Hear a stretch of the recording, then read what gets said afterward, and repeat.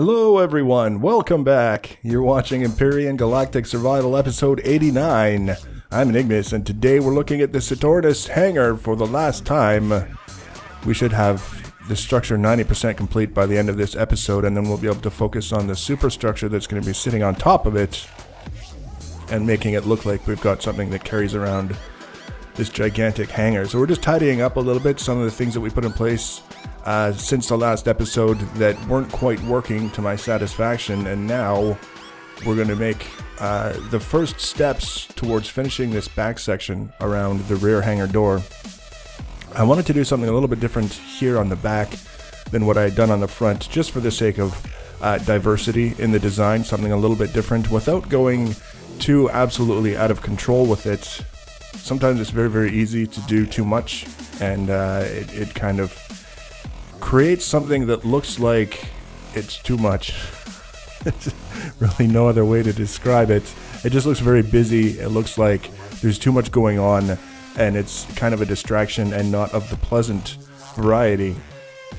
So in this case, we've got a bit of a slope coming back off the side of the hangar and extending farther back than the hangar door. You can see here, just in the bottom right corner, there's the hangar door, and then we're working a little bit farther back from that. And now we're taking what's left and we're kind of curving it in towards the hangar, and that will be sort of the final design. And again, like I mentioned in the last episode, the one guiding design rule that I have here is that nothing can be allowed to block off the hangar door and make it less accessible than it is as it sits on its own. That's the whole thing, because when we do that, we're basically unnecessarily limiting the size of the ships that we can make based on what will actually fit in the hangar doors of our capital vessel, should we happen to decide we want to relocate to another planet or off into space or something of that nature. It defeats the purpose of having a hangar if you can't carry your ships in it. It's fairly straightforward, I think. And you can see here, all we're doing is we're taking the profile that we created and we're pulling it down, and that's going to give us the curved section for the upper portion of the hangar door in a way that allows us to make it look like it was part of the design, part of the plan, something that we had in mind all along, without having that problem of blocking things off. But as you'll see, when we get it all closed off, we've got kind of a weird angle. Actually, it's not weird, it's a 90-degree angle. It's very, very plain as angles go. But it didn't really sit very well with me, just because we've got the hangar itself has sort of that angle to it. And I didn't really want to follow that with blocks. I wanted to do something a little bit different. So I decided to go with some of the inside curved blocks that we've had for a little while now, just for something different. It's not as abrupt as the 90-degree angle that was there previously. Easy to put into place, it's not complicated, and it wound up being something that I was quite happy with. All things considered, of the things that I could have chosen to put there, it could have gone a lot worse. So now we've got a bit of a transition. We don't have the sweeping part going above the hangar. Like if you look in the upper portion of this area that we're working on, it sweeps towards the hangar door and actually overlaps the top of the hangar door. But we can't do that down in this lower section, and I didn't want to just pull that profile straight down and leave it, because that struck me as more dull than it needed to be, I guess you could say. So it became a matter of just sort of taking a look at what we had and what we wanted to do with it, and creating a new profile that wasn't going to be especially complicated or busy, because there's just so many different things, so many working parts, I guess you could say, moving parts with this design, that it very, very easily becomes kind of a painful thing to look at if we're not careful. The whole idea here is we're working in one isolated area of the ship. It's probably a good way of describing it, is like we're looking at one specific area of the ship as we're building, and we may have an idea for the surrounding areas in addition to that one specific section that we're working on, but when we're using the ship, when we're moving around the ship, when we're operating the ship, all the different things that come into play with this thing sticking out from the back, we're seeing a lot more than what we're seeing now. So if what we're looking at now starts to look a little bit busy, a little bit cluttered, a little bit confused, might be a decent way to describe it, then when we combine that with all of the other stuff that we've got going on around it, the stuff that we aren't going to see until we're actually using this ship, that's when we start to run into problems where we say that design seemed like a good idea at the time, but it's not working for me when you look at it in the big picture. So we've got a very simple sort of curved little bit, and then it transitions to a straight section heading in towards the hangar, the frame of the hangar door. Again, we're not overlapping any part of the hangar door in a way that's obstructing it. And now we just need to close it all up. I'm not necessarily going to be coming back and cleaning up on the inside of this section because you don't see it. Once it's all done, once it's closed up, there's no way to actually get in there and see what's going on. And it doesn't really strike me as the kind of thing that needs any more armor in this rear section. We've got quite a bit of armor already. We've got at least a minimum of 2 layers of combat steel blocks between the outside of this section, if you're on the side of the ship looking in, and where a ship would be as it was entering the hangar. So that's quite a bit of armor already offering us protection. I don't really feel the need to go inside and thicken it up any, but the option is there. If a person wanted to do that, the blueprint comes out, someone wants to do a little bit in PvP, and they think they can use that extra armor, they've certainly got that option. We're using the rare 4-sided point. I think that's, I don't even know how you would describe that. It's like a triangle, but it's got 4 sides. 4-sided slanted pyramid, maybe? Who knows? Sometimes it's better not to overthink things like this. So you get the idea.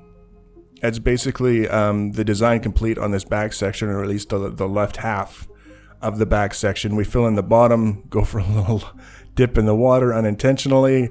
And then one of the things that I thought might be a pretty interesting thing to do would be to hop into my small vessel and do a quick tour around the hangar once we got the right side done, just so that we can see what it looks like before we start adding things on top. And unfortunately, the game lighting wasn't necessarily cooperating with me as I might have liked it to. But you get the idea. It's not overly complicated. It doesn't really pull at the eye too much, but it does have a little bit of visual interest in the back end, above and beyond just having a very, very simple rectangular shape or something similar. So that's the hangar, ostensibly complete. There's going to be some changes between now and the time that the ship is done, mostly of a cosmetic nature. But what I wanted to do before we started working on the area above the hangar is finish off the elevator inside the hangar so that you would get an opportunity to see how that's going to fit together. I mentioned in the last episode, the design rule, the one and only design rule that I had for that going in was to move it from its current position where it goes straight down through the hangar and have it so that it extends across the ceiling and then down the sides. And the whole idea is to keep the hangar itself as open and unobstructed as we possibly could. So I'm using, in this case, the wall blocks, the really thin blocks, to create a walkway across the ceiling so that we can walk from the top where we come down from the elevator across to the sides faster than if we had just used elevator blocks to do that. You could have used elevator blocks, but you can't sprint so well in elevator blocks. So I created a walkway, we pulled down the elevator blocks, so now we can get to the floor of the hangar. And now it's really cosmetic stuff.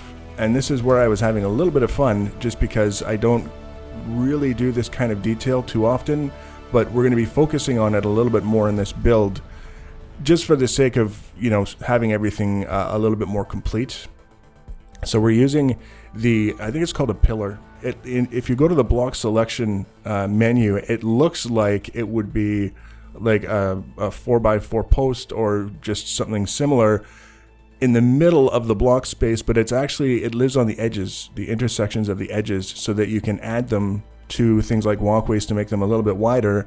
And then when you go to put the railing on top of them, everything just kind of fits together a little bit better than if we had just used the regular wall blocks and tried to make the railings work as something stuck to the side, or you name it. There's any number of ways that we could have approached that, and I would have been happy with none of them compared to this option, where it makes sense. It looks like the railing is sitting on something substantial, and that's why the railing makes sense to be where it is.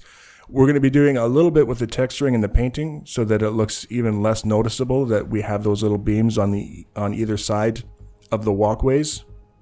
And now, as far as the sides of the elevators, I decided to use the same glass railing but flipped vertically and extended down the sides so that you can look to either side and see through the glass, but also see an open area. The glass ostensibly preventing you from falling out the side of the elevator. But mostly it's just there for appearances and making things look a little bit more interesting than if we left them plain. That's the whole idea. We've got the back side of the elevator is now closed off so that you can't fall out the back. And if you want to fall out the front, that option will be available to you. But it's not necessarily advisable because it does go all the way to the ground. There's no reason to be in such a rush.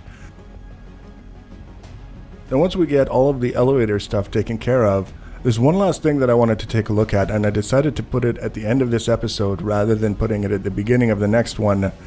And that's a little bit of the finishing work on the inside of the hangar here, where we've got these sort of 90-degree steps happening all the way up the side walls.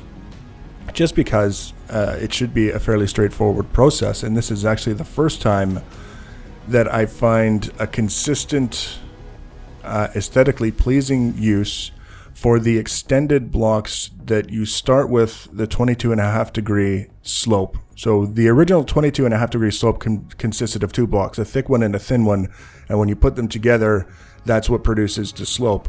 We got two more blocks that you use in place of the thin one, and it ends up taking three blocks, and it's got a very subtle sort of concave shape to it that I've found in most cases previously is a little bit difficult to work with and have it look like it belongs.